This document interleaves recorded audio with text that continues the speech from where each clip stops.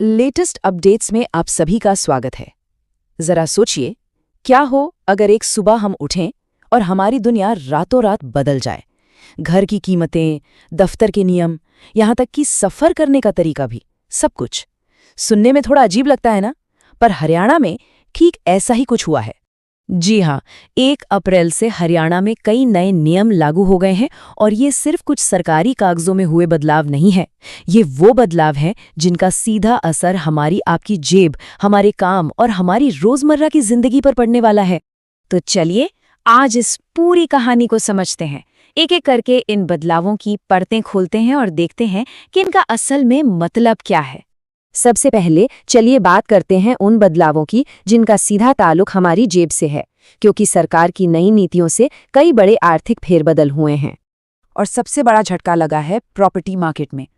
गुरुग्राम और हिसार जैसे जो बड़े शहर हैं, वहाँ कुछ इलाकों में ज़मीन का जो सरकारी दाम होता है, यानी कलेक्टर रेट, वो 75% तक बढ़ा दिया गया है।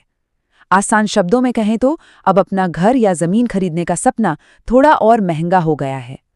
और बात सिर्फ घर की नहीं है, अब सफ़र करना भी महंगा हो गया है।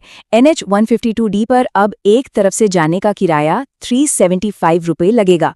वहीं दिल्ली गुरुग्राम हाईवे पर भी टोल के रेट्स 5 से 15 रुपये तक बढ़ गए हैं, यानी रोज़ की यात्रा का बजट भी अब ऊपर जाने वाला है।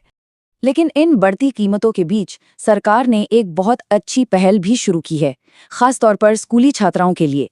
मुख्यमंत्री दूध उपहार योजना। इसके तहत अब स्कूल की लड़कियों को पौष्टिक दूध और प्रोटीन बार दिए जाएंगे। मकसद ये है कि उनमें खून की कमी और कुपोषण की समस्या को दूर किया जा सके। तो ये तो हुई जेब पर असर की बात। अब आगे बढ़ते हैं और देखते हैं कि काम करने की जगहों पर, मतलब हमारे दफ्तरों और फैक्ट्रियों में क्या नया हो रहा है। यहाँ मजदूरों और कर्मचारियों के लिए एक बहुत बड़ी और अच्छी खबर है। नए श्रम कानूनों के मुताबिक अब अगर कोई ओवरटाइम करता है तो उसे 2 गुनी मजदूरी देना अब अनिवार्य होगा। ये कर्मचारियों के अधिकारों की सुरक्षा के लिए एक वाकई में बड़ा कदम है। साथ ही महिलाओं की सुरक्षा को लेकर भी बहुत ज़रूरी नियम बनाए गए हैं। अब अगर किसी महिला को रात की शिफ्ट में काम करना है तो पहले उसकी लिखित सहमति लेनी होगी। इतना ही नहीं, कंपनी को उनके लिए सुरक्षित ट्रांसपोर्ट, अलग रेस्टरूम और यहाँ तक कि महिला सुपरवाइजर का भी इंतजाम करना होगा। ये सब अब कानूनी तौर पर ज़रूरी है। वैसे काम से जुड़े ये बदलाव सिर्फ फैक्ट्रियों तक ही सीमित नहीं है। न्यायपालिका यानी ज्यूडिशियरी में भी एक बड़ा सुधार हुआ है। जजों की भर्ती और प्रमोशन की जो प्रक्रिया है, उसे अब पहले से कहीं ज्यादा साफ और पारदर्शी बनाने की कोशिश की गई है। देखिए, इस नए सिस्टम में न्यायिक पदों को भरने के लिए एक तय कोटा बना दिया गया है। 50% पद प्रमोशन से भरे जाएंगे और बाकी के 50 में से 25% पद एक प्रतियोगी परीक्षा और सीधी भर्ती के जरिए। इससे पूरी प्रक्रिया में एक स्पष्टता आएगी। चलिए अब बात करते हैं हमारे अन्नदाताओं की, कृषि क्षेत्र की, जहां एक तरफ किसानों को हाल में कुछ मुश्किलों का सामना करना पड़ा, तो वहीं दूसरी तरफ सरकार ने कुछ बहुत जरूरी सुधार भी लागू किए हैं। सबसे पहले तो हाल ही में जो बेमौसम बारिश और ओले गिरे, उसने कई जिलों में गेहूं और सरसों की फसलों को तबाह कर दिया है, जिससे किसानों को बहुत ज्यादा आर्थिक नुकसान हुआ है। लेकिन इन मुश्किलों के बीच किसानों को शोषण से बचाने वाला एक ऐतिहासिक फैसला भी हुआ है। सालों से जो ये कच्ची पर्ची की व्यवस्था चली आ रही थी, उसे अब खत्म कर दिया गया है। देखिए, ये सिर्फ एक कागज का टुकड़ा नहीं था, ये एक ऐसा सिस्टम था जिससे किसानों को उनकी फसल का सही दाम ही नहीं मिल पाता था। तो अब इसकी जगह एक नई और पूरी तरह से पारदर्शी व्यवस्था लाई गई है। अब हर किसान को अपनी फसल बेचने के बाद एक ऑफिशियल जे फॉर्म जरूर मिलेगा। ये फॉर्म एक तरह की गारंटी है कि उन्हें उनकी मेहनत का सही दाम मिले और पुराने सिस्टम में जो 30 से 40% का नुकसान होता था, उससे उन्हें बचाया जा सके।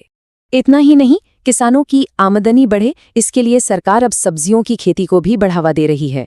इसके लिए सामान्य किसानों को 15,000 रुपये तक और अनुसूचित जाति के किसानों को 25,000 रुपये तक की सब्सिडी दी जा रही है।